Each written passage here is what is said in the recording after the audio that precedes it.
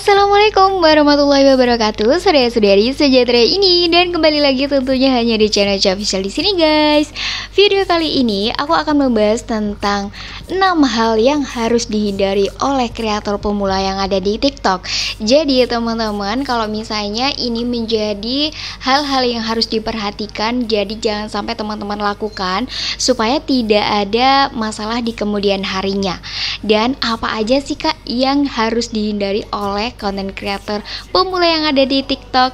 Berikut adalah penjelasannya. Tapi sebelum aku menuju apa yang akan aku bahas nanti, teman-teman yang baru aja klik video ini jangan lupa untuk subscribe, like, share, dan kalau misalnya teman-teman itu merasa bahwa ini sangat penting sekali, bisa dibagikan ke media sosial teman-teman yang lainnya. Dan kita langsung aja ke videonya ya guys. Jadi untuk yang pertama teman-teman, ketika teman-teman itu ingin membuat konten, berarti teman-teman sudah memiliki ide konten dan lain sebagainya. Hal yang pertama yang jangan dilakukan atau harus dihindari adalah jangan menyuri konten orang lain atau konten kreator lainnya. Belakangan ini aku sudah mendapatkan banyak sekali informasi bahwa ada beberapa konten yang sudah banyak sekali dicuri oleh teman-teman konten yang lainnya. Bahkan itu sudah ada keranjang kuningnya. Jadi seperti tidak etis gitu ya teman-teman. Teman-teman mencuri untuk konten orang lain tapi dijadikan konten di akun sendiri dengan menaruh keranjang kuning. Itu menurut aku tidak sopan sekali, kecuali teman-teman itu sudah mendapatkan izin dari konten kreator yang memiliki video tersebut. Tapi aku yakin pasti tidak akan diberikan izin untuk diberikan keranjang kuning apalagi ya, dan dijadikan buat konten kamu, apalagi itu di konten di profil kamu atau di media sosial kamu sendiri gitu ya. Dan yang lebih parahnya lagi, ada kasus juga video yang dicuri ini di watermarknya tuh kayak diganti itu loh guys. Jadi diganti dengan nama orang yang mencuri ini.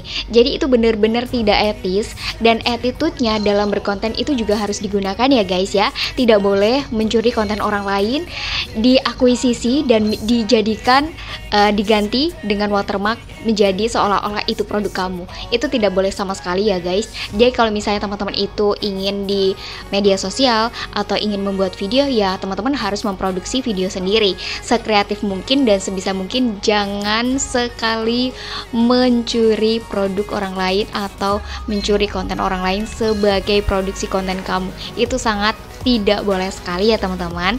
Nah, selanjutnya adalah jangan upload konten dengan hanya screenshot aja nih. Apa yang harus diperhatikan di sini, teman-teman? Sekarang ini kan banyak sekali afiliator baru dan juga yang sudah daftar baru. Mungkin ini adalah hal-hal yang harus diperhatikan buat teman-teman yang baru aja bergabung di TikTok Shop atau menjadi affiliator, dan teman-teman itu tidak tahu nih, mereka itu nggak punya sampel, tapi teman-teman itu hanya menggunakan screenshot gambar aja lalu dibuatkan video kayak slideshow seperti itu, ataupun sudah diedit dengan bagus tapi produknya itu tidak digunakan ataupun tidak ditunjukkan, tidak direview. Itu tidak boleh atau harus dihindari oleh teman-teman kreator pemula yang ada di TikTok Shop ini ya teman-teman, atau yang ada di TikTok lah, pokoknya yang ada keranjang kuningnya gitu ya. Jadi kenapa ini tidak boleh? Ini harus dihindari buat teman-teman yang pemula. Kenapa? Ini bisa jadi teman-teman itu tidak diterima untuk kontennya, ataupun teman-teman itu akan disuruh untuk hapus dari tim TikTok itu untuk konten yang teman-teman buat dari hasil screenshot itu. Karena nggak boleh ya teman-teman. Jadi seolah-olah teman-teman itu hanya menjual gambar aja. Jadi kalau misalnya teman-teman itu ingin menjual produknya atau affiliator, teman-teman itu sebisa mungkin mereview produk secara nyata. Contohnya ya teman-teman, misalnya ini adalah produk lip cream gitu ya, teman-teman tunjukin ini warnanya apa, ingredientsnya apa, seperti apa. Kalau misalnya nanti diaplikasikan, apakah dia matte ataukah seperti apa, itu harus diaplikasikan. Nah gimana Kak kalau misalnya aku nggak ada sampelnya, karena aku masih pemula nih teman-teman.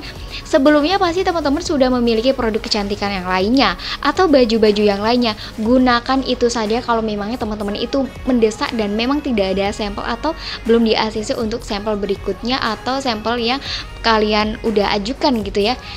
Aku dulu juga di awal-awal aku membuat video itu, dulu memang boleh, tapi sekarang udah tidak boleh lagi. Jadi seiring perjalannya waktu, aturan-aturan itu juga berubah ya teman-teman. Jadi teman-teman sebisa mungkin mengikuti aturan yang sudah berubah tersebut, sehingga tidak menyalahi aturan yang sudah menjadi aturan baru, seperti itu ya. Nah kalau misalnya lanjut ke, kalau misalnya teman-teman itu nggak ada sampelnya, teman-teman bisa menggunakan produk-produk yang teman-teman punya. Misalnya baju yang sudah punya, pasmina nggak mungkin dong. Kalau misalnya teman-teman udah pakai hijab, nggak mungkin nggak punya pasmina. It's okay kalau misalnya pasminanya itu nggak sama-sama brand yang misalnya ada di TikTok itu nggak sama, nggak apa-apa. Yang penting modelnya dan detailnya itu sama. Sebisa mungkin teman-teman bisa mempromosikan tersebut. Jadi kayak sama aja gitu loh ya, sama produk yang ada di TikTok tersebut. Jadi kayak nggak jual screenshot aja kayak gitu ya teman-teman. Nanti soalnya itu tidak diperbolehkan. Nah, untuk produk kecantikan misalnya lip tint seperti itu, pasti teman-teman itu punya ya. Jadi gunakan produk-produk yang teman-teman sudah miliki, kalaupun memang belum memiliki sampel. Jadi tidak udah sedih teman-teman. Kalau misalnya teman-teman pun ingin mempromosikan yang tidak ada di produk teman-teman atau tidak yang dimiliki teman-teman gitu ya. Ya, teman-teman sebisa mungkin untuk modal ya. Di sini dalam artian teman-teman bisa membeli, kalaupun itu juga bisa dipakai untuk teman-teman dan suka untuk produk itu silakan dibeli kalau misalnya memang ada modalnya. Kalau memang tidak ada, teman-teman bisa menggunakan produk yang kalian miliki yang ada di rumah. Gitu ya guys, untuk yang nomor 2. Nah, selanjutnya jangan lupa untuk upload sampel yang sudah didapatkan. Jadi ini banyak juga pertanyaan yang muncul di kolom komentar YouTube aku juga. Kak, kalau misalnya barangnya sudah datang lalu kita tidak membuat video bagaimana? Kak, kalau misalnya sudah datang, kalau misalnya kita lupa upload video atau sengaja tidak upload video itu seperti apa?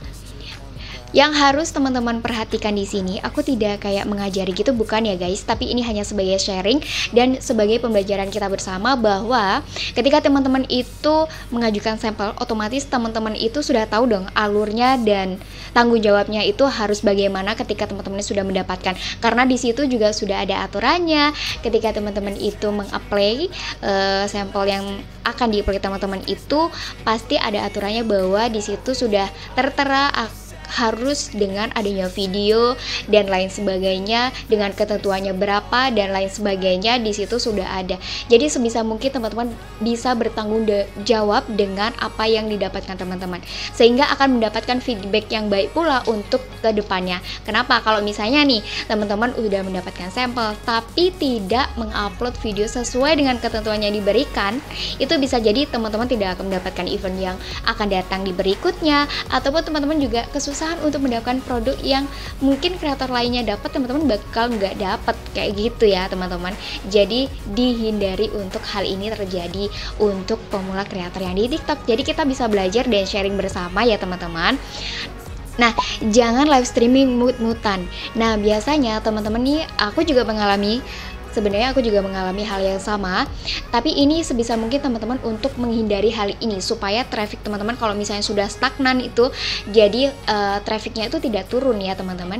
Yaitu jangan live streaming mut-mutan. Hari ini live streaming, besok tidak live streaming, besok lagi live streaming, besok libur lagi, enggak lagi, iya lagi, kayak gitu. Tidak boleh ya teman-teman. Sebisa mungkin untuk konsisten. Ketika teman-teman sudah tahu bahwa ingin terjun di media sosial seperti ini ataupun sudah menjadi konten kreator seperti ini, teman-teman harus memiliki sikap bahwa ini adalah yang aku ambil dan memiliki tanggung jawab. Sebisa mungkin teman-teman itu memiliki jadwal tersendiri, live-nya kapan. Kalau misalnya tidak harinya atau waktunya tidak setiap hari gitu ya, sebisa mungkin teman-teman itu menjadwalkan misalnya dalam satu hari sekitar 1 jam di waktu yang pagi ke hari gitu ya. Jadi setiap hari itu pagi aja di jam yang sama aja, ataukah teman-teman itu bisa membuat jadwal live.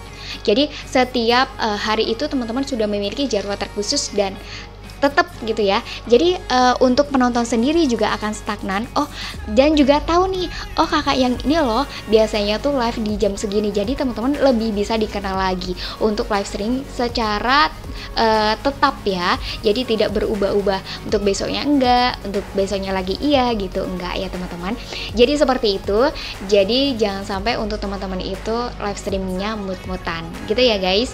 Nah, yang selanjutnya adalah jangan puas dengan video yang upload. Ini artinya kayak gimana kak? Kalau misalnya teman-teman itu sudah memiliki produk dan sudah mereview produknya, sudah bikin kontennya, abis itu teman-teman langsung upload. Setelah upload ya udah biarin aja, nggak dilihat lagi kesalahannya apa. Mungkin tidak ada kesalahan atau sudah perfeksionis banget, tapi teman-teman dari video yang kita upload sendiri biasanya ada kemungkinan kesalahan-kesalahan kecil yang mungkin tidak kita sadari dalam mengupload gitu ya guys. Mungkin kalau beberapa saat sekitar 1 jam 2 jam mungkin kita tidak bisa melihat secara objektif ya untuk kesalahan yang kita buat di video yang sudah kita upload tadi. Ketika teman-teman itu mungkin ya 3 jam atau 4 jaman kita baru melihat tuh, oh ternyata kesalahannya di sini ya guys, oh ternyata ini captionnya salah gitu ya, oh ternyata tagnya salah ataupun hashtagnya juga salah, harusnya ini ternyata ini, kayak gitu ya guys ya. Coba di review lagi, kalau misalnya itu sudah terupload tidak apa-apa banget, jangan dihapus, karena kalau misalnya teman-teman hapus juga akan mempengaruhi. Jadi biarkan, tapi kita jadikan pelajaran bahwa setelah kita upload itu kita review lagi sebelum kita upload. Jadi kita lebih berhati-hati dalam mengupload sesuatu. Walaupun itu sudah perfeksionis nggak apa-apa, nanti teman-teman bisa biarkan dulu yang sudah ke-upload, jadi kita akan memperbaiki di video berikutnya. Jadi selalu melakukan improvement ketika teman-teman ingin mengupload sesuatu atau konten yang ingin kalian perbuat atau kalian buat di TikTok tersebut.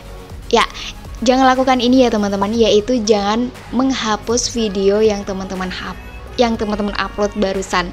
Jadi ketika teman-teman melakukan kesalahan, kalaupun itu diupload untuk suatu project dan memang mengharuskan harus dihapus, oke, itu nggak apa-apa. Tapi kalau misalnya teman-teman itu tidak ada keharusan dalam menghapus, kalau misalnya kesalahan teknis dalam caption yang ada di video itu semisal mungkin bisa ditolerir, itu jangan sama sekali dihapus. Tapi kalau misalnya kita kerja sama-sama brand dan memang harus dihapus, itu silakan dihapus. Tapi kalau misalnya tidak mengharuskan untuk dihapus, teman-teman jangan dihapus ya. Karena apa? Kalau misalnya teman-teman hapus itu akan dibaca oleh TikTok itu bahwa ini sering menghapus videonya gitu, kayak kita itu nggak konsisten dalam upload kayak gitu teman-teman ya. Sebisa mungkin sebelum upload, seperti aku yang katakan di sebelumnya, bahwa bisa direview kembali, jadi kita bisa memperbaiki dan improvement apa yang kita akan upload di video seterusnya. Seperti itu teman-teman ya.